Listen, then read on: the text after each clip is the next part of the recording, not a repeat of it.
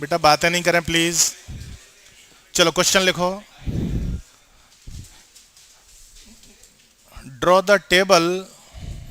Question लिखो। Question नीचे लिखिए यहां से। ये लिखो आप, कल जो हो चुका उसके बाद। Draw the table for the image formed. Draw the table for the image formed formed by concave mirror concave mirror. draw the image क्या लिखा? Draw the table for the image formed by concave mirror in different cases. In different cases.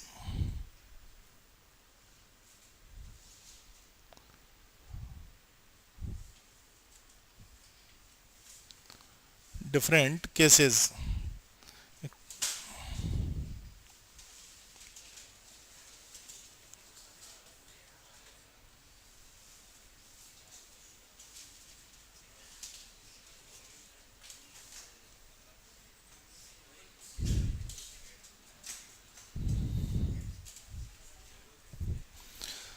अच्छा ये बताओ, 6 case हैं, जरा जल्दी से उनको डायग्राम निकालना।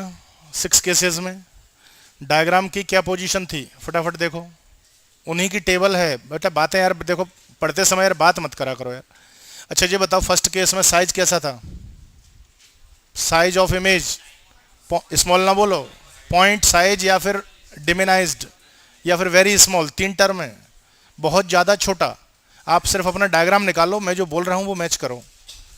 कि 6 केस का फर्स्ट फिगर, उसमें आप सिर्फ इमेज को देखना। जहाँ पर 2 रेज मिलती हैं उसे इमेज कहते हैं, उसे इमेज बोला जाता है।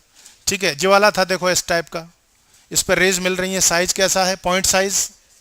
ठीक है, फिर इसके बाद सेकंड केस देखो, स्मॉलर देन ऑब्जेक्ट। सिर्फ डायग्राम देखो। ए डैश बी डैश का कंपेरिजन ए बी से करिए। ठीक है, स्मॉलर देन ऑब्जेक्ट कहो। थर्ड वाले में आप देखना इक्वल साइज है, इक्वल साइज बना। अच्छा, क्या शुरू के 5 केस में रियल इमेज है? डायग्राम देखो, डायग्राम। रियल हमेशा इन्वर्टेड होगी। रियल इमेज ये देखिए, इन्वर्टेड कैसे, इसको यहां ये भी लिखना है, ऑब्जेक्ट और मार्क कर लो। जितने भी डायग्राम में हमने ए बी दिखाया है वहां पर आप ऑब्जेक्ट लिखिए। सेकंड केस से शुरू होगा ये। और कई लोगों को तो ए बी गायब है।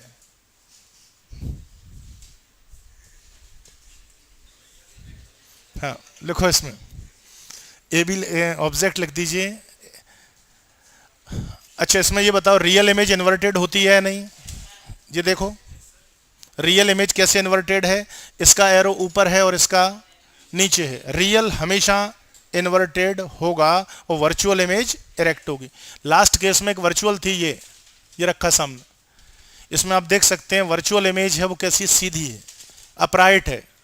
इरेक्ट और अपराइट 2 वर्ड आप यूज कर सकते हैं। सीधी है, एरो ऊपर ऊपर। जहां डॉटेड अपीयरेंस होता है उसे वर्चुअल कहते हैं, और जहां पर रियल वाला होता है जैसे कि ये इस तरफ, इन्हें क्या बोलते हैं? Real image. जो रियल इमेज है वो वर्चुअल। अब जो आज की बात है हमारी, वो जो टेबल है, इतने कॉलम आपको डिवाइडेशन में लेने हैं। बनाना चालू करिए देख के, कुछ भी नहीं है, शॉर्ट फॉर्म है। जो हमने अभी तक पढ़ा उसकी टेबल बना, ड्रॉ करना है बेटा। कॉलम देख लो, पहला छोटा 1 2 3 4 5, करो ड्रॉ। रजिस्टर पर कॉपी करो, बातें नहीं करो।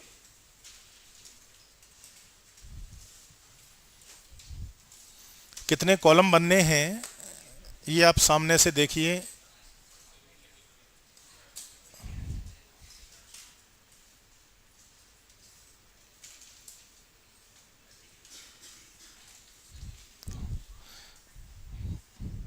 हेडिंग तो कुछ नहीं बनाओ, आंसर में सीधी टेबल दे दो। टेबल जितने 6 केस कल जो हम लोगों ने रीड किए उसका शॉर्ट फॉर्म है, पूरी टेबल सामने है। अच्छा पहले जरा शॉर्ट में समझना, 6 केस आप कौन से थे यहाँ देख लो। बनाने 1 मिनट और रुक जाओ और मेरी सुन लो, फिर मैं साइलेंट हो जाऊंगा, बनाते रहना। पहला देखो जरा सभी लोग, इन्फिनिटी था। दूसरा क्या था? Between. Third C, C and F, F और एफ एंड। कोडिंग बोली थी मैंने आपको, क्या कोडिंग थी? आंसर निकालने की कोडिंग बोलो। आंसर किस टेक्निक से निकालते हैं? अगर हमें आंसर्स निकालने हैं तो क्या टेक्निक हम यूज करेंगे? एक कोड बोला था मैंने आपको कि इन्फिनिटी कहीं भी दिखे एफ, और एफ दिखे तो, एक और बोला था सी का सी। ये दो कोडिंग पे काम होना था। अब आप ये टेक्निक यहां लगा लो, कल सिखा चुके सब। इन्फिनिटी है, आंसर चेक करो, एफ। यहां क्या बोला? बिटवीन, तो यहां भी क्या बोला?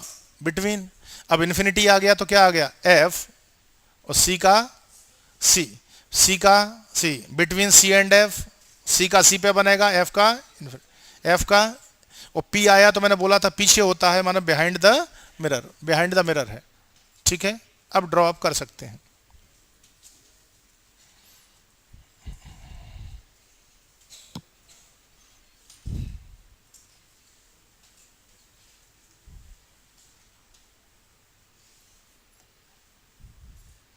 बना दो टेबल। अब इसमें कोई भी हेडिंग नहीं लेना, कुछ नहीं करना है, सिर्फ अपने को टेबल का फॉर्मेट देना है।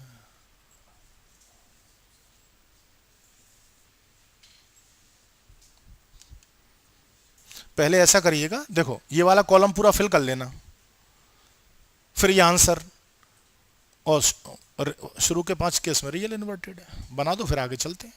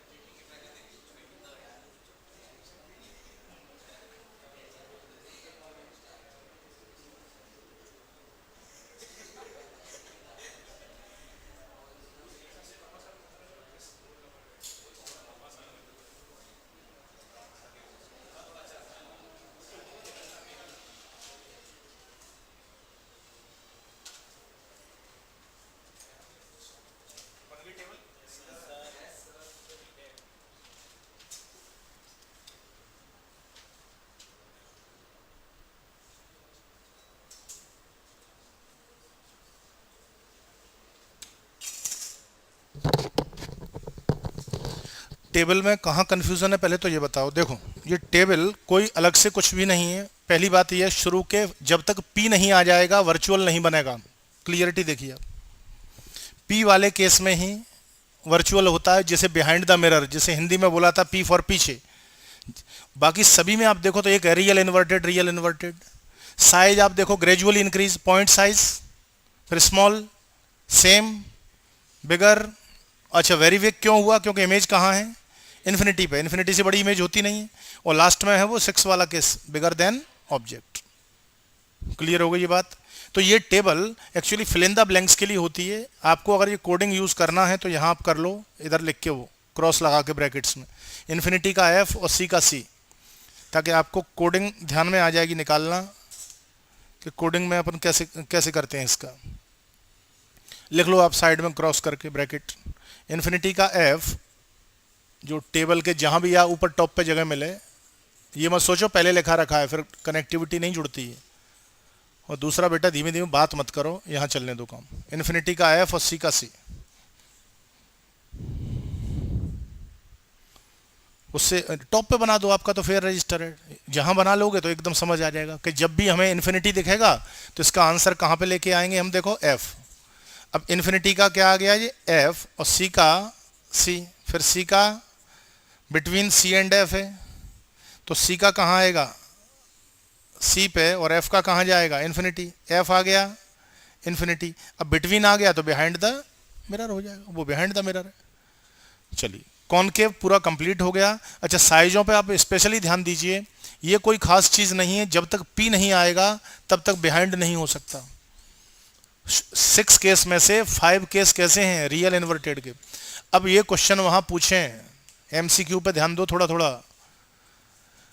Concave mirror forms real image, only real image, only virtual image, both real virtual, both ही बना था। कैसे पता बोथ है? रियल और अच्छा अब वो उसमें बोले कॉनकेव मिरर मेनली फॉर्म्स, अभी नहीं सुन रहे ऑब्जेक्टिवों को। Concave mirror mainly forms, mainly real. अरे 6 में से 5 केस कौन से हैं भाई? तो सबसे ज्यादा तो रियल के ही हैं। हमने ये थोड़ी मना करा वर्चुअल बनाता नहीं है, बनाता है, लेकिन पूछे मेनली माने ज्यादातर कौन बनाता है? कहना रियल बनाता है। वर्चुअल का तो एक केस है। अब 6 में से 5 लोग हैं, एक चीज से सहमत है कि ये काम होना है, एक अकेला है, तो नेचुरल मेजोरिटी में तो 5 को मानोगे ना। तो ये बोले कि कैसे बनाता है, तो आप क्या बोलोगे? बहुत बहुत है, रियल एंड वर्चुअल। पूछे मेनली कौन से बनाता है? रियल बनाता है, क्योंकि 6 केस में से 5 केसों में आप देखते जाओ रियल है, लास्ट में आके वर्चुअल आया है। तो क्वेश्चनों का थोड़ा ध्यान रखिएगा, किस टाइप का क्वेश्चन है और क्या पूछना चाह रहा। मेनली कहेगा कि सबसे ज्यादा, तो रियल है। पूछ कैसा बनाता है, कहना दोनों बनाता है, रियल भी बनाता है और वर्चुअल भी। ठीक है, चलिए नेक्स्ट क्वेश्चन लिखो।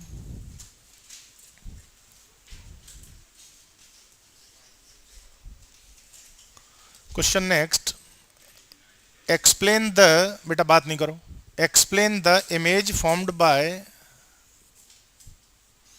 Explain the image formed by convex mirror. Explain the image formed by convex mirror। Answer में हेडलाइन बनाओ। कहां से बनाओगे? यहां से, इतनी हेडिंग को आंसर शीट में ले लो। अब image formed by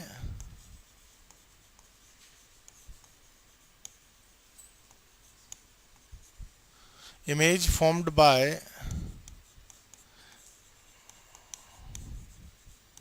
convex mirror।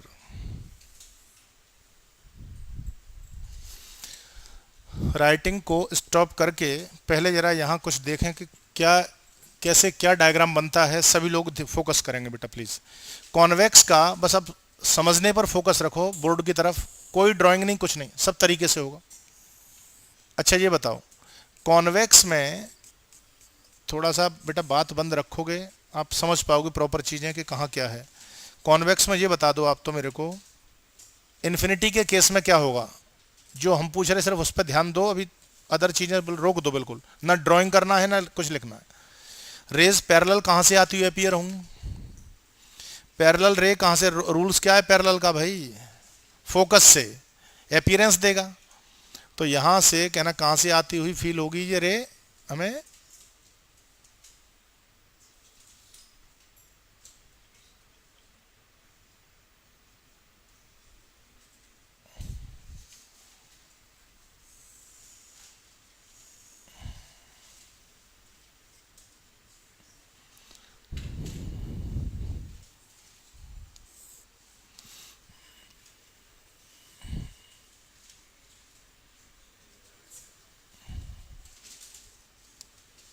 देखो रूल के अकॉर्डिंग बेटा ध्यान से देखिएगा, पैरेलल रे हैं तो appears to meet at focus.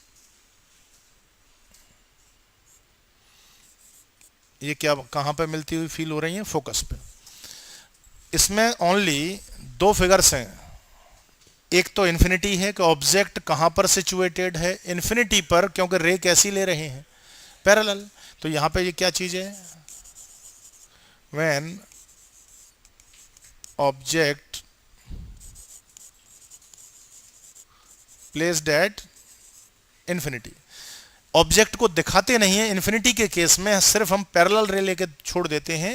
और पैरेलल रे पे वो रूल्स लगेंगे, इमेज फॉर्मेशन के रूल याद हों कॉन्वेक्स में, कि जो पैरेलल आती है, ध्यान थोड़ा सा देखते जाओ, वो कहां से आती हुई अपीयर होती है? फोकस से। तो इसलिए पॉइंट साइज इमेज बनी और कहां पर फॉर्मेशन हुआ? फोकस पे। बेटा अभी और लोग भी बनाएंगे, जल्दी मत करा करो, आप लोग पहले बना लोगे फिर बगल वाले से बात करोगे, अभी यहां देख नहीं रहे। इसके अलावा अब एक है जनरल केस के, एनीवेयर। एनीवेयर मतलब आप कहीं भी रख सकते हो, इसमें केसेस होते ही नहीं है। जैसे कॉनकेव में 6 है ना, इसमें ओनली 2 हैं, इसके अलावा कोई केस बनता ही नहीं इसमें।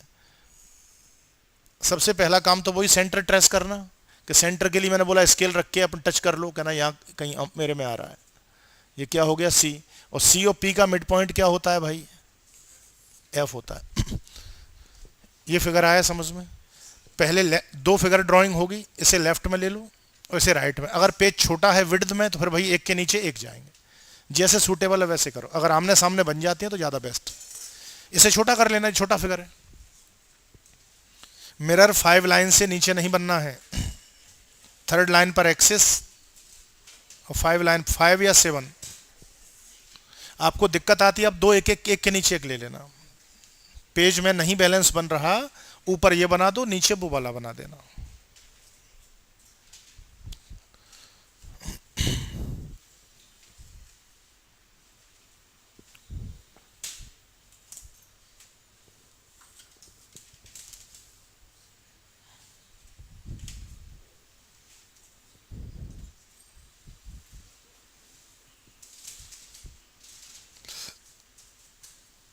करो ड्राइंग करो फर्स्ट फिगर को, सेकंड को भी इतना जितना है उतना ड्राइंग कर लें, फिर आगे कराऊं जिससे।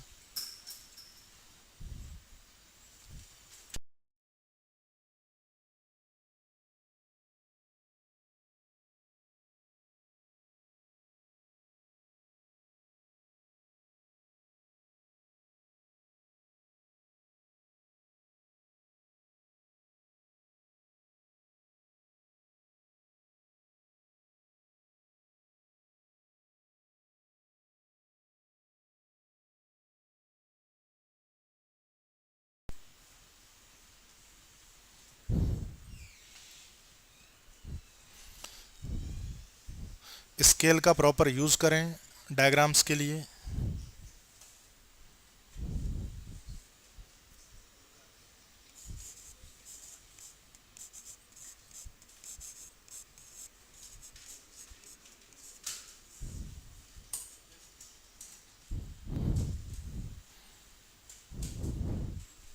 अच्छा, ये स्केल कोशिश करना वन टाइम में आप रखो, उसका रीजन है बेंडिंग भी नहीं होगी और टाइम बचता है। ये यहां तक फुल, फिर पीछे डॉट डॉट, एक बार में स्ट्रेट वे होता है। पॉलिश के पीछे डॉट डॉट ले जाओ बिना स्केल हटाए, वही हमारा फोकस है।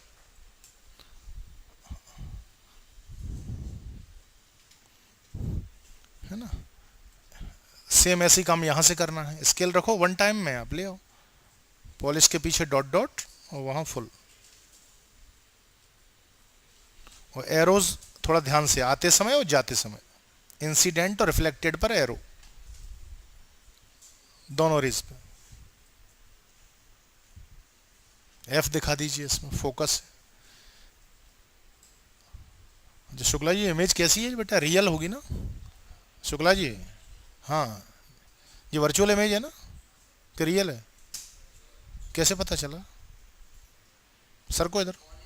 हाँ हाँ समझ गए, पॉलिश के पीछे है। तुम भी जरा पीछे सर को, और सर बहुत खुराफाती एलिमेंट है, बैग फंसा दो बीच में, फोर्स ऑफ अट्रैक्शन लग जाता है मैग्नेटिज्म के, दो अपोजिट पोल आके चिपक जाते हैं,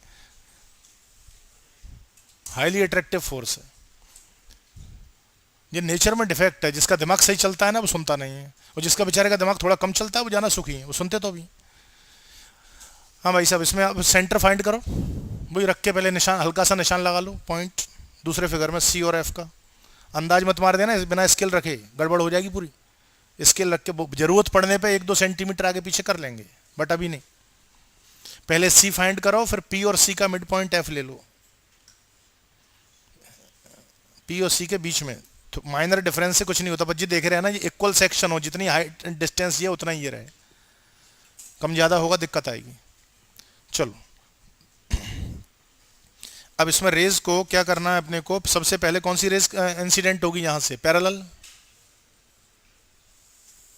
मैं भी करूंगा इसको फुल लाइन,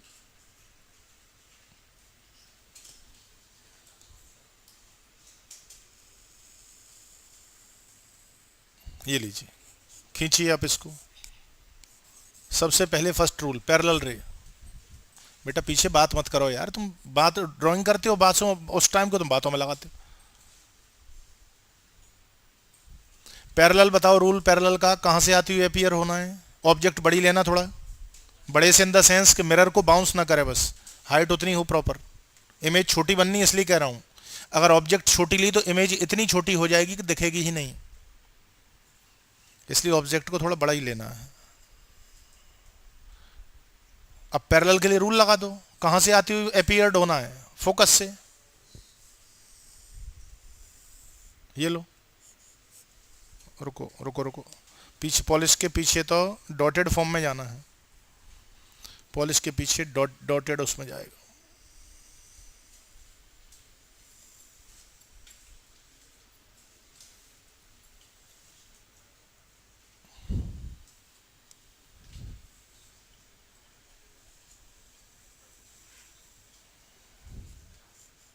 लीजिए, ये ठीक है, क्योंकि पॉलिश के पीछे तो वर्चुअल होता है, पॉलिश को रियल तो क्रॉस करती नहीं है रेज, है ना। इसमें क्या हुआ है, रे पैरेलल आई, देखो ध्यान से, यूं चली गई। अब कहां से आती हुई अपीयर्ड होगी, फोकस से। अब दूसरा रूल भी लगाओ सेंटर ऑफ कर्वेचर के लिए, सी की डायरेक्शन में इंसिडेंट होगी, पॉइंट ए ही रहेगा।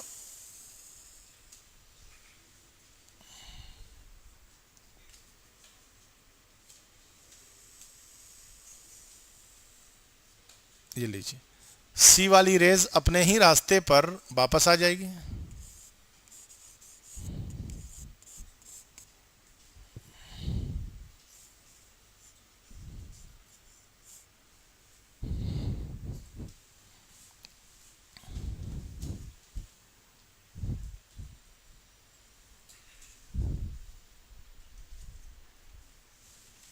ठीक है, जहां पर ये दोनों रेज बेटा आपस में मिलती हैं, जी देखो इंटरसेक्ट करती हैं, वहां से स्ट्रेट लाइन नीचे डाउन में, बिल्कुल सीधी सीधी लाइन, और एरो वहीं लगेगा जहां पर वो मीट कर रही हैं, मिल रही हैं एक दूसरे को, ए डैश बी डैश। ए डैश बी डैश आपकी इमेज है।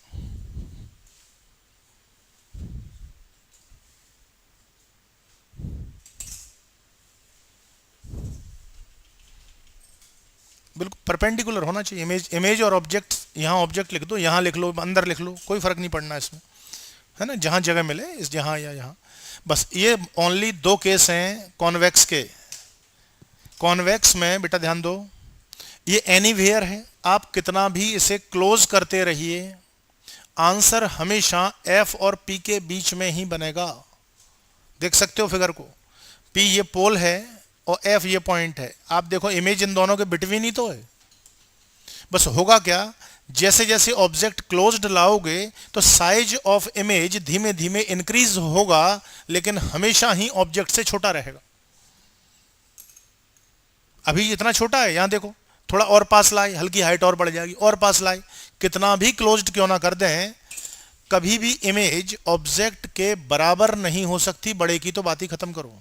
इसका प्रैक्टिकल एविडेंस आप कहां देखेंगे?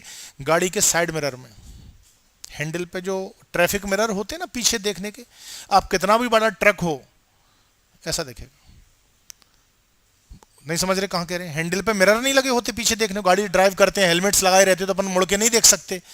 कार में भी लगे होते हैं ड्राइवर्स मिरर, साइड में लगे होते हैं, उनमें आप पीछे का किसी को भी देख लेना, आप डॉट से देख लेना एक्सपेरिमेंट करके। डॉट इतनी बड़ी है वहां, उसमें इतनी छोटी दिखेगी, दिखेगी डॉट ही, बट डॉट का जो साइज है छोटा दिखेगा। वो सिर्फ एक इंडिकेशन के लिए है। वो जो मिरर लगाया है वो एक्चुअलिटी के लिए नहीं है, वो सिर्फ इस बात का एविडेंस है कि हमें सिर्फ एक अंदाजा लग जाए कि हाँ पीछे कोई व्हीकल है या नहीं। अब भले ही वो ट्रक या बस हमें इतनी छोटी दिख रही है, तो कोई भी ऐसा गाड़ी ड्राइव करते में इतना मूर्ख नहीं है जो सोचे कि टॉयज है, जो कोई खिलौना है कि ट्रक चला रहा है रोड पे इतना छोटा बच्चा जैसा। उनको समझ आ जाता है कि ट्रक या बस है, क्योंकि वो स्मॉल इसलिए बनाता है ताकि वो उस बड़ा फिगर को छोटे में समराइज हो सके। मिरर का साइज बहुत छोटा है, अगर वो इक्वल या फिर बड़ा इमेज बनाता तो मिरर से बाहर चले जाते, दिखता ही नहीं। तो वो तो सिर्फ हमें एक इंडिकेशन करता है, अलर्ट करता है कि हमें टर्न लेना है तो संभल के लो, या कोई आ रहा है।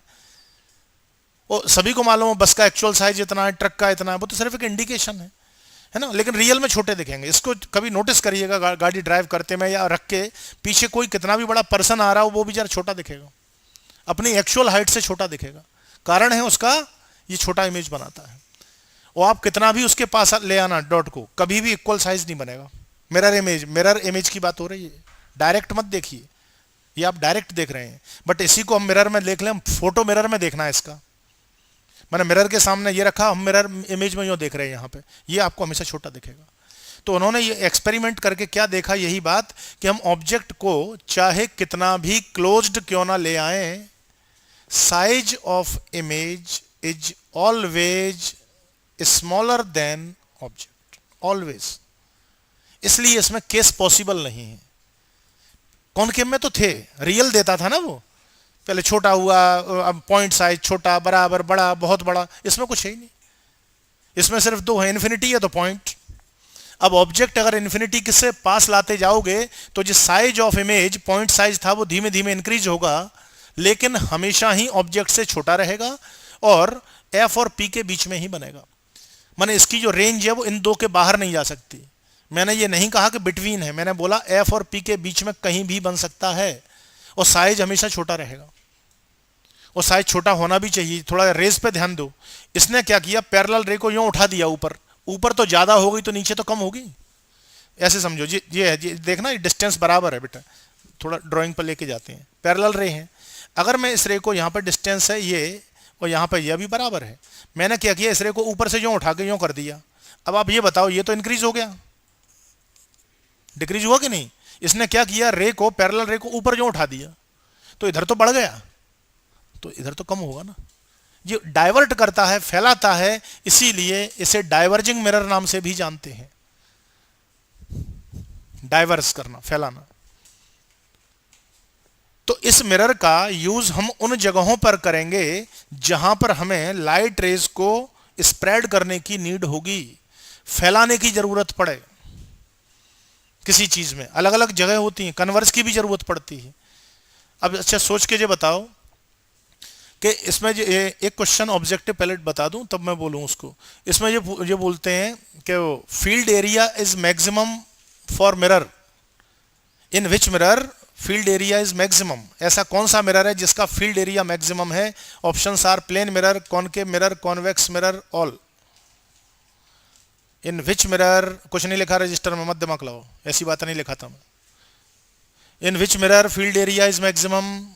फील्ड एरिया को समझिए, फील्ड मतलब जगह, किसका कवरेज ज्यादा है, इसके बराबर किसी का नहीं है। रीजन, कॉनकेव तो और छोटा कर देता है, कन्वर्स। कॉनकेव मिरर के आप डायग्राम देखोगे तो पैरेलल रे को मिलाता है, देखो, और नैरो करवा दी। इसने क्या किया, फैलाया। प्लेन क्या करता है, अपने ही रास्ते पे लौटा देता है, जैसे गई वापस आ गई। तो इसका एरिया किसका ज्यादा निकला, इसका। तो वाइड एरिया अगर पूछा जाए कि वाइड एरिया क्यों किसका है, इसका। इसीलिए इसे ट्रैफिक मिरर में यूज किया, ताकि पीछे का बड़ा बड़ा ट्रैफिक है, बहुत बड़ा ट्रैफिक है, वो छोटे में समराइज हो सके और हम लोग देख सकें कि हाँ हमारे आगे पीछे कोई गाड़ी है तो हमें एकदम क्रॉस नहीं करना है, वरना वो टक्कर मार सकती है, एक्सीडेंट हो सकता है, इंडिकेशन के लिए। कभी भी इसमें रियलिटी नहीं दिखती है। लेकिन मैंने बोला ना, सभी को मालूम है कि बस इतनी बड़ी होती है, ट्रक इतनी है, बाइक, हमें एक पता चल जाता है प्रैक्टिकली कि हाँ कोई बाइक वाला आ रहा है, और कोई ध्यान से देखता भी नहीं कि ट्रक का साइज कितना है। गाड़ी रोड पे चल रही है, हाईवे पे, अब अपने को पता ट्रक बिल्कुल पीछे ही चला रहा है तो अपन दाएं बाएं हो जाते हैं। अब वहां ये थोड़ी देखेंगे ट्रक कितना बड़ा दिख रहा कि ये है, पर देख आप कभी भी लेना हमेशा छोटा ही दिखेगा। अब जो मैं लैंग्वेज लिखाऊंगा आपकी, वो इन्हीं दो फिगरों पर मैच करेगी। पहले जो भी लाइनें लिखी जाएंगी मैं इसकी लिखूंगा, फिर इसके बाद का पूरा पैराग्राफ इसका, वो आंसर फिनिश हो जाएगा, इन दो के बाहर नहीं जाएगा। मतलब इससे ज्यादा कॉन्वेक्स में केस होते ही नहीं है, सिर्फ दो हैं, इन्फिनिटी तो फोकस, और एनीवेयर इन्फिनिटी को छोड़ दें, कहीं भी आप रखवाइए तो कहना एफ एंड पी के बीच में है, वर्चुअल है, इरेक्ट है क्योंकि एरो दोनों के ऊपर है, और स्मॉलर देन ऑब्जेक्ट, देखो ऑब्जेक्ट से छोटा है, पॉलिश के पीछे डैश डैश करते हुए बना है तो वर्चुअल है, इरेक्ट इसलिए है कि इसका एरो ऊपर है और इसका भी ऊपर है, तो ये चीज है। अब एक एमसीक्यू सुन लो, अच्छा एमसीक्यू है।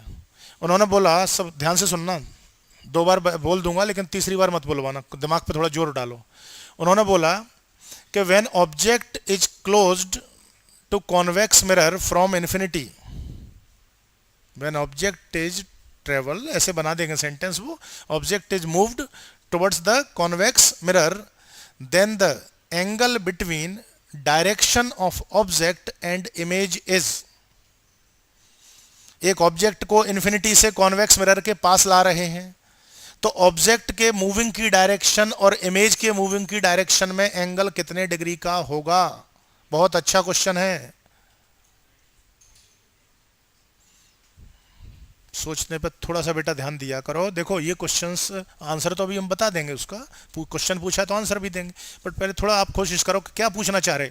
वहां वो लोग ऐसे जब बना के डालते हैं फिर कहां से आंसर लाएंगे, कोई टेक्स्ट बुक में थोड़ी मिलेंगे ऐसे लिखे हुए डायरेक्ट। आंसर फिगर में है, और सुन लो इतनी हिंट दे रहा हूं, आंसर फिगर में। यस 180 कैसे,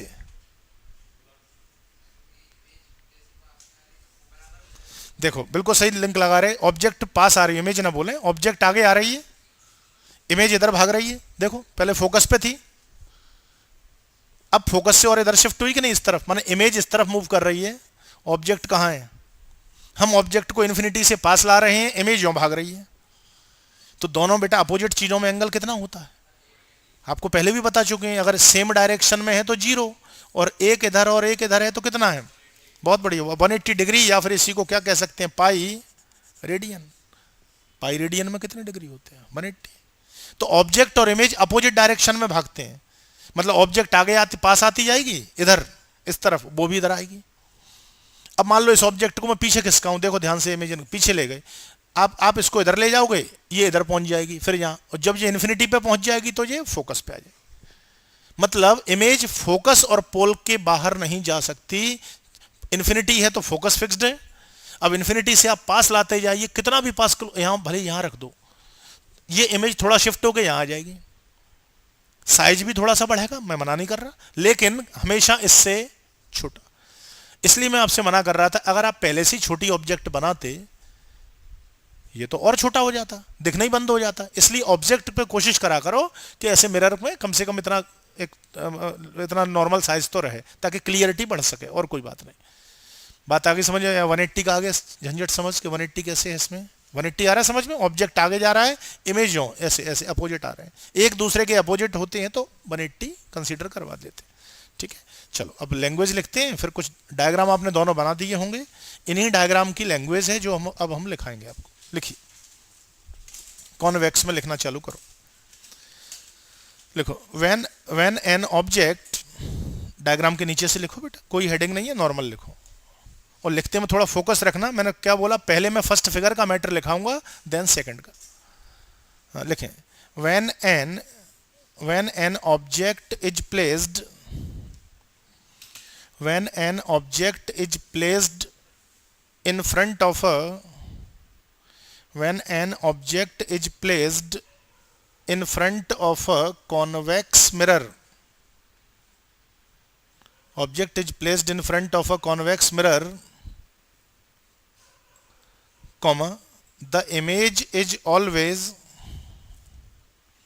convex mirror, comma, the image is always formed, FORMED, the image is always formed behind the mirror, the image is always formed, FORMED, formed behind the mirror। क्या ये बात सही है? Object कहीं भी रखो, इमेज तो मिरर के पीछे बनेगी। बिहाइंड मतलब पॉलिश की तरफ, इन फ्रंट कहते हैं इधर, पॉलिश के अपोजिट ये इस तरफ है ना, यहाँ मैं हाथ दिखा रहा हूँ, ये सब जो लिखा है ये इन फ्रंट है। शाइनी सरफेस की तरफ है तो इन फ्रंट कहेंगे, टेक्निकल वर्ड समझिए थोड़ा सा, और पॉलिश साइड है तो बिहाइंड कहेंगे। मिरर कोई सा बना रहे, मिरर से कुछ फर्क नहीं पड़ता।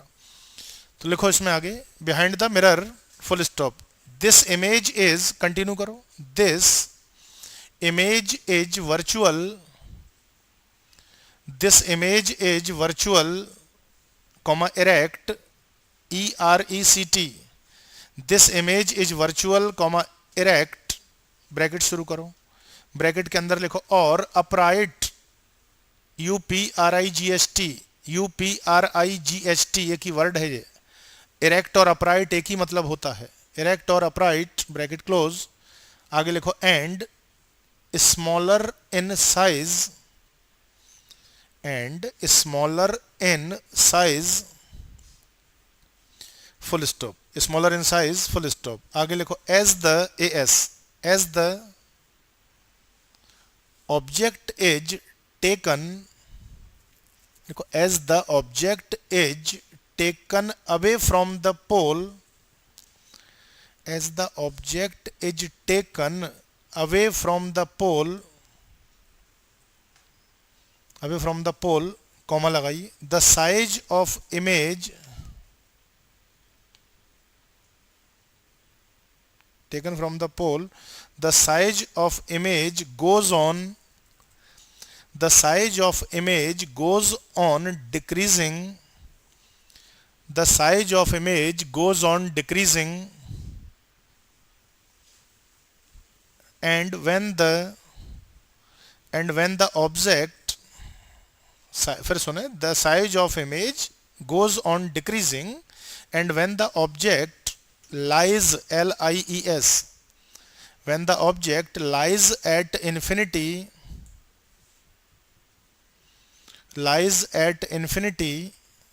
कॉमा लगाइए, comma, a point size image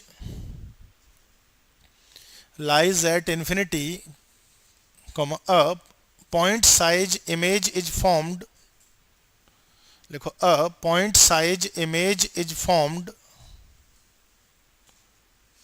full stop, thus, THUS, thus a convex mirror, thus a convex mirror always, thus a convex mirror always formed, FORMED,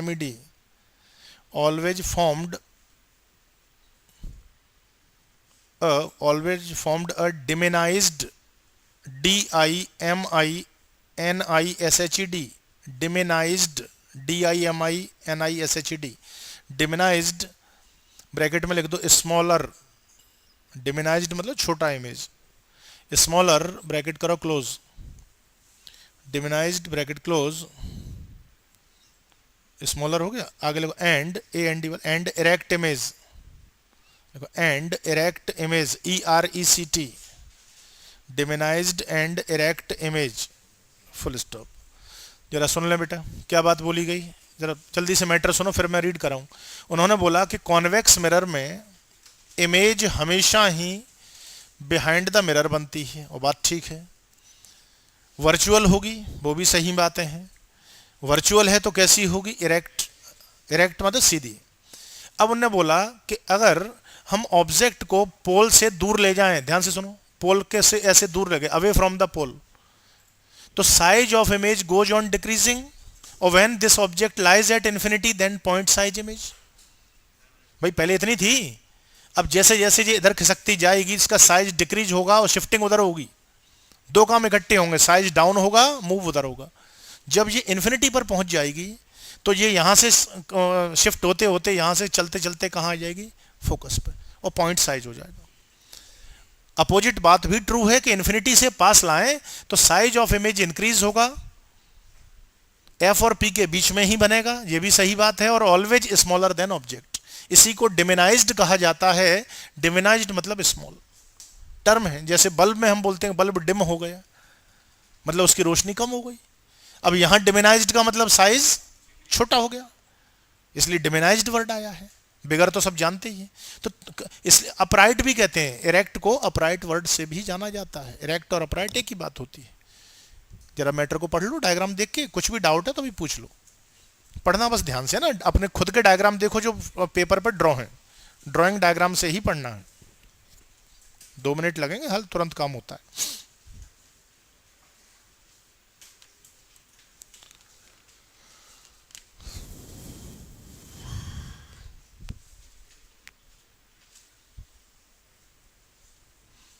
please बातें नहीं करिए बेटा।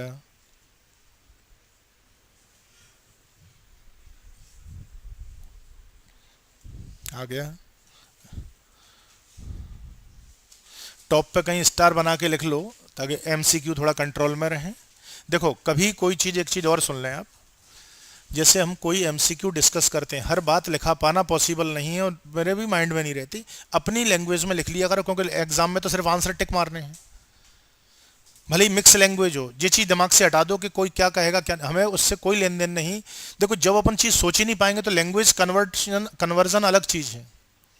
लैंग्वेज सोचता कोई वही है, अपन भी इंग्लिश कोई बोलते भी हैं, आपको जिनको फ्लुएंसी है ठीक ठाक, वो भी सोचते तो ईमानदारी से हिंदी में ही है, ये सत्य बात है, बिकॉज वो अपनी मदर लैंग्वेज है। बचपन से अपन घर में सब जगह मैक्सिमम हिंदी बोल रहे हैं। तो हमेशा चीज वो लिखो जो अपना लैंग्वेज समझ आए। जैसे मैंने एंगल की बात की, नहीं लिखा किसी ने, जवाब किसने दिया, शुक्ला जी ने, और वो आज से 6 महीने बाद भी जवाब दे देंगे। कारण क्योंकि इन्होंने बिना किसी दिमाग लगा अपने दिमाग से आंसर दिया, इसलिए ये व्यक्ति नहीं भूलेगा जी। कभी चीज को देख लेना। भूलता कौन है, जो आपने जैसे 11th में भी कई काम करे हैं मैक्सिमम लोगों ने। सपोज हमने कोई फिलअप दिया, कुछ दिया, आपने पड़ोसी से पूछ के भर दिया, वही चीज अगर मैं 1 महीने बाद पूछूं ना, तो वो सिर्फ उसी का सही होगा जिसका पहले सही था, क्योंकि उसने अपने दिमाग से भरा। अगर वो सही आंसर है तो, जैसे इन्होंने दिया, अब इनसे मैं कभी भी पूछ लूं, ये वही लॉजिक लगाएंगे और तुरंत आंसर पे पहुंचेंगे, क्योंकि इनका लॉजिक सही था। तो अपने कोई बात नहीं, अपन नहीं पहुंच पाए उस अप्रोच पे, लेकिन जब डिस्कस हो गया तो तुरंत उसके बाद टॉप होता, हर पेज पर टॉप होता, वहां तुरंत शॉर्ट में लिखा गया, एंगल का साइन बना दिया जे, मतलब जिसे आप समझ पाए कंफर्टेबल उसमें। भले ही आधा इंग्लिश लिख रहे, आधा हिंदी लिख रहे, अपन क्या सोचते हैं टाइम बर्बाद कर लेते, इसको सर इंग्लिश में कैसे लिखें। एग्जाम में थोड़ी वहां लिखना है, एग्जाम में लिखना है वो हम खुद लिखा रहे हैं, आपको उस पर दिमाग ही नहीं लगाना। आपको उन चीज़ों पे, उन पे दिमाग लगाओ जो एक्स्ट्रा चीज़ बता रहे हैं, क्योंकि वो चीज़ें हर चीज़ पॉइंट वाइज लिखा पाना पॉसिबल नहीं होती, और ना वो मैटर का कोई पार्ट है कि वो इतनी चीज़ें लिखी जाएं।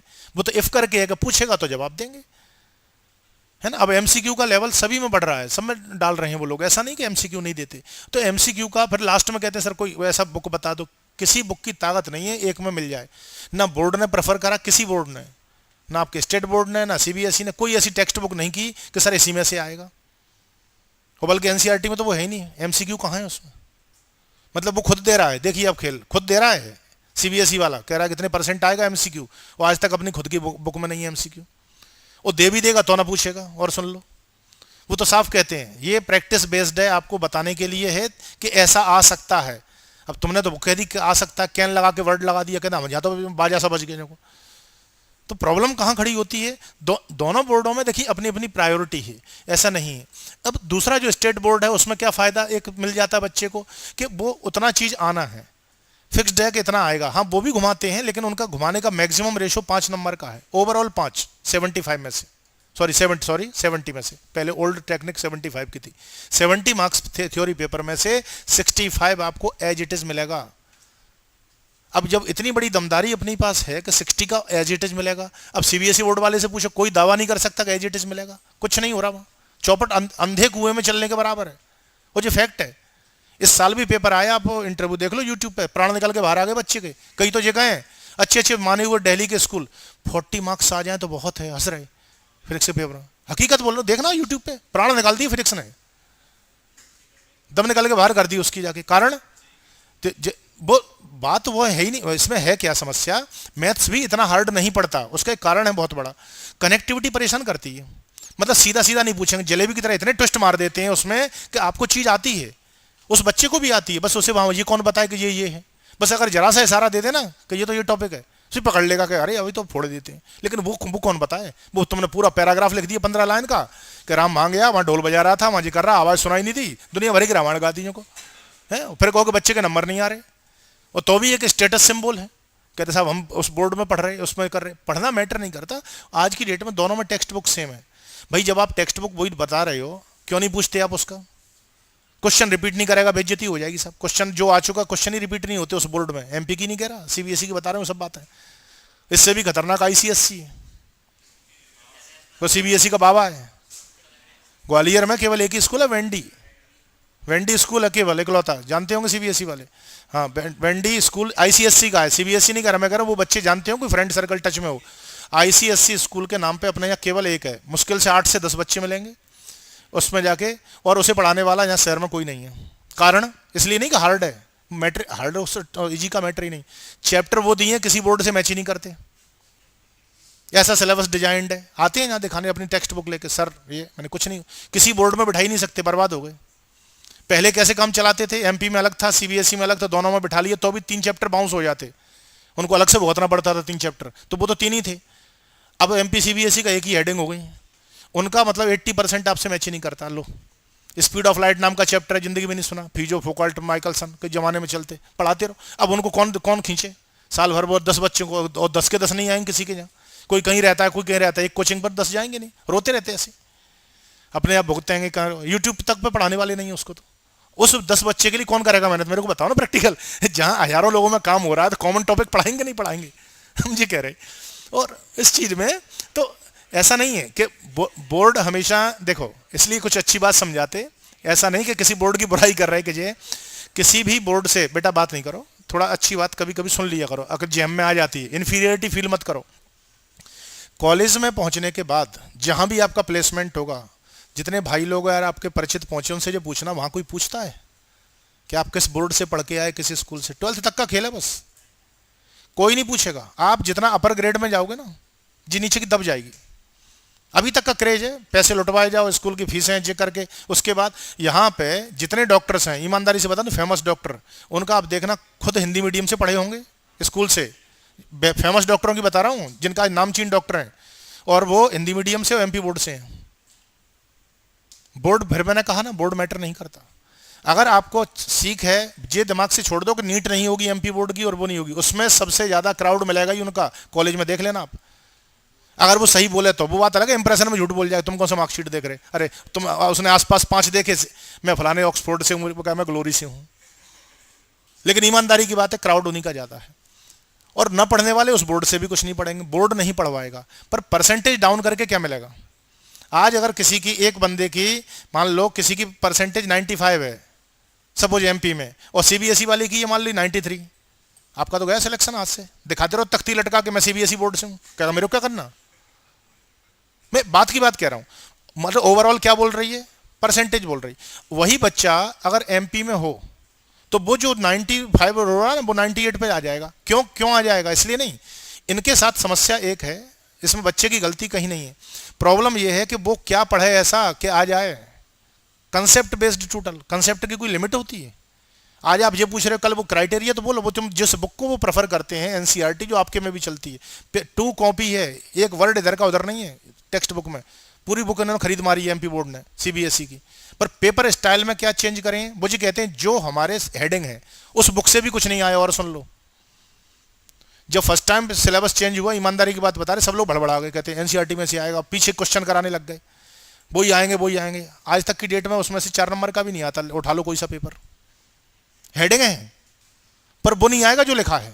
उन्होंने जो लिख के दे दिया वो एक क्वेश्चन पूछ जाए इसमें से आपके बोर्ड के, सिंगल क्वेश्चन नहीं आता। अब क्या मर जाए कोई आदमी? मान लो कोई टेक्स्ट बुक लेके पढ़ाना चालू करे, आप उसमें से कई सोचते हैं सर नोट्स क्यों बनवाते हैं, मरना है क्या उस बुक से हमको? फेल और हो जाएगा बंदा उसमें से, नहीं पूछेगा। अच्छा एमपी का एमपी नहीं पूछ रहा, और सीबीएसई वाले इसलिए चौपट के उस बुक में से कुछ नहीं आना। सोचते रहो बैठे बैठे कि हम क्या इमेजिनेशन करें। तो ठीक है वो कर लेते हैं जितने लोग, बात वो नहीं है, कर सकते हैं ठीक है, बट उसमें मैं बता दूं उसमें होना कुछ नहीं है। आगे जैसे ही आपकी ग्रेड अपर हुई, भले ही आप ग्रेजुएशन करना, एमएससी करना, कुछ करना, सब खत्म। और जिस सीट पर वो बैठेगा एमपी वाला, वहीं सीबीएसई का बैठेगा, वहीं आईसीएससी का बैठेगा, अगर सिलेक्शन हो गया तो किसी भी कैंपस में। कोई नहीं पूछ रहा वहां आपसे, वहां तो आपकी गुडविल मानी जाएगी कितना परसेंट है। पता चला एक महामूर्ख आदमी 96% लेके पहुंच गया, वो देखते ही फर्स्ट इंप्रेशन, अरे यार कितना इंटेलिजेंट, 96। और सीबीएसई का बहुत धुरंधर बच्चा है लेकिन गलती से उसके 75 है, अबे तू हट जा, तेरा कुछ नहीं आता। समझ रहे ना बात को? ये प्रैक्टिकल चीज है, ये प्रैक्टिकल चीज है। जैसे डॉक्टरों के साथ होता है, बोर्ड पर 4 डिग्री देख ली, एमडी, गोल्ड मेडलिस्ट फलाना, अपन तुरंत पहुंचे, कितनी फीस है? 1000 एक पेशेंट के, बन गए हवाई दिखाओ। पता चला उससे अच्छा आरएमपी देख लेता है। जो नॉन प्रैक्टिसनर आदमी है, केवल वो है, दैट इज प्रैक्टिस। मतलब अगर वो बंदे को कोई सिचुएशन ऐसी मिली होती तो हो सकता है उस डॉक्टर से भी अच्छा बनता। तो जी कोई मैटर थोड़ी करता है। इसका तुम्हारे तो भाई का सिलेक्शन हुआ था, आशीष दोहरे का, जे बैठे तुम्हारे जीते जागते एमपी बोर्ड का लड़का तुम्हारे सामने बैच में, इसका खास भाई है। और उस समय पे एक सिलेक्शन हुआ जो कोरोना काल में फिजिकल क्लास ही नहीं थी, ऑनलाइन से सिलेक्शन हुआ नीट में, आशीष दोहरे इसका भाई है, जो बैठा इधर, एमपी बोर्ड का बच्चा है। सीबीएसई का नहीं कह रहा, सीबीएसई है, पीएससी नहीं कह रहा, नीट एग्जाम डॉक्टर, पीएससी नहीं कह रहा, नहीं पीएससी नहीं, मैं नीट एग्जाम जो डॉक्टर क्वालिफाई होती है।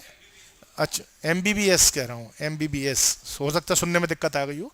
नीट एग्जाम को एमबीबीएस ग्रेड है, पूछ लें तुम्हारे सामने बैठा है। मैं सिर्फ इसलिए एग्जाम्पल दे रहा हूँ कि आप अपने दिमाग से जो फितूर हटा दो। और इनसे भी पहले एक और है लड़की जिसके बायो में फोटो मिलेंगे, बंसिका शाक के, उसने तो ऑनलाइन, बहुत पुअर फैमिली से थी, उसके तो ऑनलाइन क्लासें भी नहीं थी, वो तो नॉर्मल क्लास पर 2 साल पढ़ के यहाँ से सिलेक्ट हुई है, वो भी एमबीबीएस। और 3 कॉलेज छोड़े उसने, भोपाल एम्स, आदमी तरसता है एम्स कॉलेज के लिए, ठीक है, ग्वालियर जीआरएमसी वो नहीं लिया क्योंकि उसको हार्ट स्पेशलिस्ट बनना था। तो इंदौर का एमजी कॉलेज है महात्मा गांधी, जो मेडिकल वाले जानते हैं, उसमें आज भी है। तो ये मत कहो। और वो कहाँ की थी और बता दूं, केवी जो केंद्रीय विद्यालय है उसकी थ्रू आउट टॉपर थी लड़की 10th तक। 10th के बाद बोर्ड हमने खुद ने चेंज कराया कह के, वो हकीकत में जबरदस्ती करा चेंज। काहे के लिए? उसने सिर्फ जब दादाजी के साथ मिलने आई तो उसने एक ही बात की, सर मेरे को तो नीट चाहिए लास्ट में फाइनल। तो मैंने कि रास्ता तो नहीं ढूंढोगे किस रास्ते से चलना है? कि नहीं मेरे को कोई मतलब नहीं। पूरा घर अगेंस्ट, उनकी मम्मी पापा, उनके फूफा जी और जगह, सर क्या मरवा रहे हो, शुरू से सीबीएसई में पढ़ाया, केंद्रीय विद्यालय में, आप एमपी की बात कर रहे हैं, एमपी बोर्ड। मतलब एक अजीब लगता है ना, एक साइकोलॉजिकल। मैंने कहा क्या तो अपनी कर लो, क्या हमारी सुन लो शांति में बैठ के जाके। अब एमपी के पीछे हम क्यों मरते हैं, उसकी एक वजह है, एग्जाम का टेंशन नहीं, क्योंकि अपने को मालूम है इतने में से आना है, परसेंटेज शानदार जाएगी, अगर पढ़ने वाले तो सिलेक्शन भी होगा। और हुआ उसका, बाद में मान गए कि हाँ सिलेक्शन हुआ। हमारा खुद का बेटा 11th में एमपी बोर्ड में, हम अपने संग एक्सपेरिमेंट करेंगे, आएगा एमपी के पढ़ने, हमने हटा दिया, 6वीं से हटा दिया सीबीएसई। हम चलो दूसरों को गलत सलाह दे दें, अपने अपने यहाँ भी एक्सपेरिमेंट करेंगे, पागल कुत्ते ने काटा हमको। उसके बाबा दादी, मतलब जो हमारे पापा मम्मी, सिर के बल खड़े हो गए हमारे बड़े बेटे के लिए, जो करे क्या मरवा रहा है ये लड़का, बिल्कुल कंजूस हो जाए, क्या क्या क्या हमारी हमसे करे, जो दुनिया को जो पढ़ा रहे जो कर रहे, नहीं करूंगा, हटा दिया, नहीं सुनी। आई उनको समझ में, फादर खुद डॉक्टर है मेरे, प्रैक्टिशनर, बंद कर दी उनने। तो उनको एक्चुअली क्या होता है, हमारे कॉलोनी में कोई ऐसा बच्चा नहीं है सिवाय हमारे बाल बेटे के जो एमपी बोर्ड का हो। कोई ग्वालियर ग्लोरी ऑक्सफोर्ड जे, मतलब वैसी कॉलोनी है, जाके गरीबदास तो हम ही है खैर जाके। लेकिन एक क्रेज होता है ना, क्या होता है, देखो किसी के बनने की कहाँ पढ़ रहा है, उनकी दादी ने सुन ली ग्लोरी में पढ़ रहा है, मेरा भारतीय में पढ़ रहा है, उन्हें हमारा कहाँ पढ़ रहा है, केडीजी में पढ़ रहा है। कहते अच्छा एमपी बोर्ड से है, अरे अच्छा अच्छा, अब समझ में आई उनको। पिछले साल कह रहे तूने सही करा, तब तो सुना सुना के हमको कान भर दिए, पर हमने भी 2 कान लगा लिए, तुम बड़ा बड़ा हम निकाल रहे हैं। कोई चीज़ है, उन्होंने जो चीज़ फेस नहीं की, हम पापा की बुराई नहीं कर रहे, गलती उनकी नहीं है, उन्होंने वो देखा जो आसपास आते हैं, हम वो फेस कर रहे हैं तुम लोगों को जो हम समस्याएं समझ रहे हैं।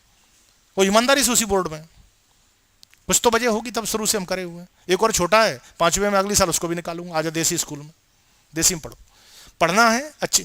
दूसरा प्रेशर नहीं, सबसे बड़ी बात है, आपको फाइनली जब आप डॉक्टर या इंजीनियर बन गए कहीं जाके, आपसे कोई नहीं पूछेगा किसी स्कूल से थे। पहली बात, जब टारगेट अचीव करना है हमें, तो हमें टाइम चाहिए, टाइम सीबीएसई स्कूल नहीं देगा, डमी, चलो डमी कर लिया हम तो, डमी करके आपने जुगाड़ लगा लिया। दिसंबर में आते आते प्रेशर इतना हाई हो जाएगा कि जितनी तैयारियां चल रही हैं, क्योंकि अपने अंदर ये फियर है और जो रियल है कि जो पढ़ रहे हैं अंदाजे में खेल होना है, कुछ तो आना ही नहीं है, एज इट इज। क्या पढ़े, पढ़ते रहो, लॉजिक हम बताते रहेंगे, सुनते रहो, किसी के भी सुन लो प्रवचन, लेकिन फेस आप ही को करना है नई चीज।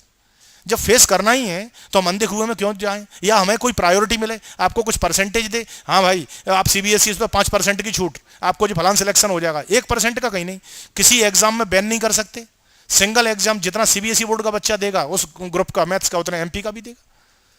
कहीं बाउंडेशन सिंगल फर्क नहीं है सिवाय स्टेटस सिंबल के, और वो भी 1 साल तक, बस इस साल और भुगत लो, परसेंटेज का खचड़ा कर लो, फिर रो बैठ के। वही बच्चा, सच बता रहे, अगर वही बच्चा एमपी बोर्ड से पेपर दे दे, मैं बता टॉप 3 में आ जाए, खेल चमक जाए आके अलग से जाके। और एक एक्स्ट्रा एडवांटेज बता दूं, जिनके पास एमपी बोर्ड है शायद नहीं जानते हो, 25,000 का तो सुना होगा आपने, नॉर्मल है ना, वो तो सब कॉमन चीज बता रहे हैं। 75% पे 25,000 मिलते हैं। अब 60 हो गई क्या, बर्बाद हो गए, वो तो हो गए, सही समझ गए, बच्चों की हैसियत समझ गए कि अब 75 लाख बचा नहीं। 85 थी रेंज, आए से 3 या 4 साल पहले 85 थी, बिफोर कोरोना बता रहा हूँ, 85, फिर 80, 75, अब आप नई बात बता रहे हो 65, कि 60 बता, 60 है, हैं? अच्छा स्कूटी भी दे रहे हैं 60 पे, ऐसे जो उनसे जो कह रहे साहब एक काम करो भाई साहब, जो 20% का लगा दो पास होने पे, भद्द पीट रखी जो नहीं, कारण सुन रहे। अच्छा अच्छा जी बताओ, डाउनफॉल होने का कारण क्या था, क्योंकि उन्हें मालूम है पढ़ ही नहीं रहा बच्चा, पढ़ नहीं रहा तभी तो डाउनफॉल। अब जी बताओ, अच्छा 60% आने पर भी नहीं ला पाया व्यक्ति, तो जिंदगी खराब है, हम तो जी कह रहे हैं, हम तो 60 को सूंघते तक नहीं, सही बात पता है, डॉगी पाले वो सूंघ के भग जाए जाके, 60 कोई परसेंट है। बट आगे की चीज बताऊं जो काम की है, शायद नहीं मालूम कई लोगों को, अगर आप उसमें मेधावी में आ गए, हिंदी में सुन लो, मेधावी एक हिंदी में बोलते हैं उनका, उसमें कहते हैं उसको मेधावी है, चाहे इंग्लिश बोल लो चाहे हिंदी बोल लो, मेधावी में अगर आप आ गए, आपको 5 साल तक हायर एजुकेशन के हर साल 80,000 रुपए गवर्नमेंट से मिलेंगे, 5 ईयर्स तक, पर ईयर 80,000, 60,000 सीधा है, अरे सुन लो बात खत्म नहीं हुई है, लड़कियों में भी 60,000 प्लस 20,000 एक प्रोजेक्ट बनता है, उसके 20,000 और मिलते हैं। अगर प्रोजेक्ट नहीं बना के डालते हैं आप तो 60,000 तो कंपलसरी मिलना है अकाउंट में आपको, आप कुछ भी करिए वो कोई आपसे वो नहीं मांगेंगे वेरिफिकेशन कि 60,000 का क्या किया। लेकिन हायर एजुकेशन के लिए कनेक्टिविटी में चाहिए, ब्रेक नहीं चाहिए, मायने रखता है। जो एक नॉर्मल फैमिली से आते हैं, सामान्य परिवार से आते हैं, 3 लाख रुपए होते हैं 5 साल में, और 60,000 में एक अच्छा खासा कोई कोर्स कर सकता है, किसी को सपोज ग्रेजुएशन बीएड करना है, कुछ करना है वो कर सकता है, लेकिन एक बार का पढ़ना है ढंग से। और मेधावी जो ही नहीं मिलती, कम से कम ओवरऑल 95 चाहिए।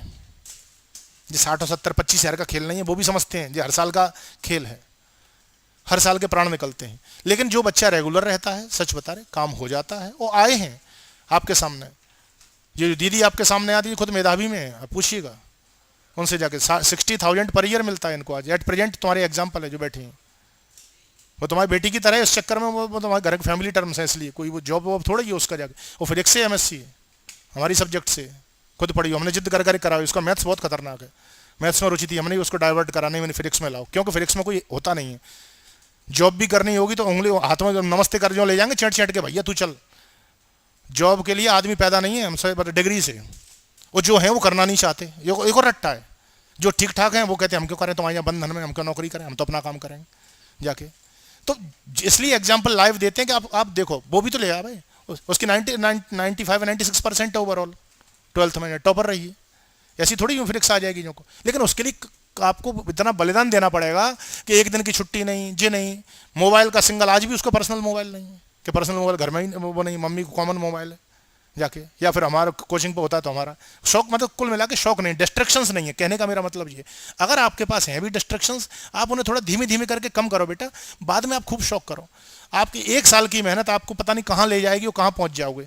बात ये नहीं कि हम तो सक्षम है, हमारे पेरेंट्स पैसा अफोर्ड कर सकते हैं, पैसा अफोर्ड करने की कहीं बात ही नहीं आई। अगर हम कोई चीज़ का सपोज देखो, अपनी खुशी चीज़ होती है, बात ना 25,000 की ना 60,000 की है। आपको अपनी तरफ से किसी का गिफ्ट मिला, किसी को मान लो आप कोई चीज़ को कंपटीशन जीत गए, वहाँ किसी ने 500 रुपये दे दिए, 500 कोई बहुत बड़ी वैल्यू नहीं है, लेकिन वो जो 500 मिले वो 500 न जाने कितने के बराबर है। एक लड़का था हमारे यहाँ 2010 में पढ़ा हुआ था, नेवी में आज ऑफिसर है बहुत बड़ा, तो किसी चाट खाने गया हुआ, बहुत छोटी सी बात बता रहे आपको क्या है, क्वेश्चन क्विज होने पर मतलब उस समय पे हम क्या कर 10-10 रुपए बांटते थे, जैसे अच्छे हो गए, किसी का सही हो गया, बीच बीच में चालू करते हैं तो खुश होकर देते हैं 10 ऐसे। वो लड़का हमेशा हमेशा जीतता था, बहुत अच्छा टॉपर था, मतलब सबके सामने मिलते, तालियां बजती बैच में, तो वो रख लीजिए। खुद बता रहा पर्स में उनको रखे था, उस पर मेरे सिग्नेचर थे, करवाता था, सर साइन करके दो उस पर, मैं मना भी करता, मैंने मत करवा, नहीं नहीं कि करवाना है। तो जाके एक चाट की दुकान पे पहुंचा, बाहर था, तो वो दो फ्रेंड थे, तो करीब 250-300 का बिल बन गया। बाई चांस की बात थी कि वॉलेट ले जाना भूल गया। अब उस समय कोई पेटीएम वगैरह नहीं वो चलाता होगा, खुद ही बता रहा आगे। तो उतने मतलब अमाउंट उसके पास था रखा हुआ, कभी 10 कभी 100 कभी 50 ऐसे करके, मतलब अलग अलग में अचीव करा। वो अपनी ना 15,000 की घड़ी रख गया गिरवी उसके पास, ठेले वाले के पास। उसने ऐसी वॉलेट वो मतलब वो कहा, कहता है तुम्हारे पास वो है तो सही, वो वाला वॉलेट भूल गया पैसे का, दो यूज करता था कि कहीं गए तो ये, अब गलती से रह गया होगा दूसरे पॉकेट। तो वो कहे चाट वाला तुम देना नहीं चाह रहे, रखे तो कह रहे मैं इसको नहीं दूंगा। वो फिर वो गया, 1-2 घंटे बाद गाड़ी से फिर पैसे दे के आया, वो पैसे वो घड़ी उठा के लाया, कहते जाएगी तो घड़ी तो जाएगी। तो मैंने कि इसमें क्या है, चले जाते, कहते नहीं ये मेरी याद है कि औलादों को दिखाऊंगा देख। किसी के अलग इमोशंस होते हैं, मैं बात वो कहना चाह रहे, तो चीज अपन वो ऐसी करो ना। हम इसके लिए आपको सुनाते हैं कि आपको 25,000 की अपनी हैसियत नहीं बची, 50,000 की नहीं, बहुत अच्छी बात है, घर में पैसा है, पैसा अपनी जगह है, अपनी इमेज अपनी जगह है। अगर अपन अपनी बात पर कर सकते हैं तो करना चाहिए ना। ऐसा थोड़ी है किसी के घर में एक ही बेटा होगा, ये है हमारी खुद की फैमिली में फादर डॉक्टर हैं, किसी तरह से फाइनेंशियल टेंशन नहीं, किसी तरह सच बता रहे, फिर भी हमने अपने दम पे स्टेब्लिश करा, सब चीज़ अपने दम पे करी। तो इसका मतलब ये थोड़ा कि फादर से हम लेना नहीं चाहते, हमारे कोई उनमें मतभेद है, ऐसा कुछ भी नहीं। हमें अब सुकून है कि हम कर रहे हैं, अब वो खुश होते हैं, उनका है वो तो है ही ना। गाड़ी भी जब उठाई तो मैंने फर्स्ट अपने पैसे से उठाई, मेरे को अच्छा लगा कि मैं कर सकता हूँ इस काम को, मैं शुरू से पढ़ा। अगर मैं ये सोच लेता हूँ क्या जरूरत है, इकलौता हूँ पापा के, वो तो करेंगे, वो झेलते वो मेरे को जैसे भी झेलते हैं, झेलना पड़ती, मैं कोई गलत काम करता जी करता, लेकिन अंदर से कैसे आत्मा का छूटोगे, अपनी क्या हैसियत बची, कुछ 2 लाख नहीं बचे पैसे के लायक। तो काम करो अच्छे से, इसीलिए मना करते हैं साइलेंटली, बस आप कुछ मत करो। सबसे देसी इलाज है, आप सुनिए ध्यान से, पढ़ते समय बात टोटल बंद, या जगह बदल लो, उस दोस्त का भी फायदा होगा। फालतू की बात मत करो, दिमाग मत भटकाओ, साइलेंटली सुनो, समझ नहीं आता 10 बार पूछो। और रिवीजन की आदत, रिपीट करो जितना टाइम हो सकता है। आपको मोबाइल का शौक है, खेलो ना 1 घंटा 2 घंटा, बस इतना, लेकिन काम करके। डेली का काम डेली कवर्ड होना है, ऑल सब्जेक्ट का। और हिंदी और इंग्लिश जो लैंग्वेज है ना, वो आप अक्टूबर तक आते आते फिनिश कर लेना। अगर टॉप 10 में कोई रोक जाए तब हमसे कहना, हिंदी इंग्लिश रोक दो बस, रोकने से मतलब खत्म। और इसको रेगुलरली ऑल सब्जेक्ट, एक से कुछ नहीं होगा कि तुम फिजिक्स में धुरंधर बन गए, मैथ्स में पट गया, ये कर गया वो कर गया जाके।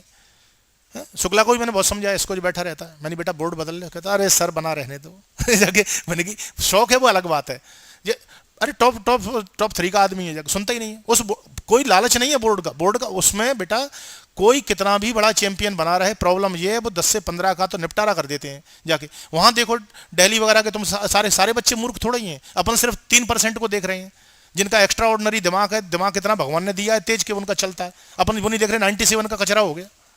और कौन सा हमें शौक मिल रहा है पैसे फूंक के जो करके, वो चीज की बात है। कल टेस्ट है बेटा, आपको पता होगा इसका, है ना, थर्सडे है कल।